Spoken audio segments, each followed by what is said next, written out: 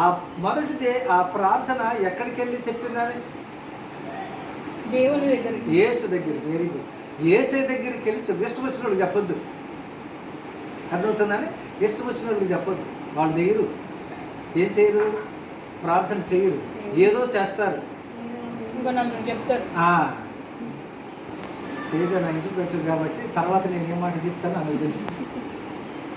పోయి నలుగురికి చెప్పి అల్లరి పాలు చేస్తారు. అందుకనే దయచేసి ఏది చెప్పాలో మనిషికి అంటే అదే చెప్పండి. అన్నీ చెప్పొద్దు. ఇంట్లో మొత్తం రహస్యాలంతా చెప్పండి. అన్నీ చెప్పే వినే వ్యక్తి ఎవరట? ఆయన చెప్పండి. ఓకే, రండి మనం అందరం కలిసి యేసు ప్రభు దగ్గరికి వెళ్దామని చక్కగా. ఫస్ట్ ఏంటి? ప్రేయర్. ఆ రెండవ పి మనం చూద్దాం. ఓకే, ఎన్నో వచనం? 4వ వచనమా? చదవండి. యేసు ఆమెతో, అమ్మా నాతో నీకేం పని, నా సమయం ఇంకా. మొదటి పి ఏంటంటే ప్రేయర్.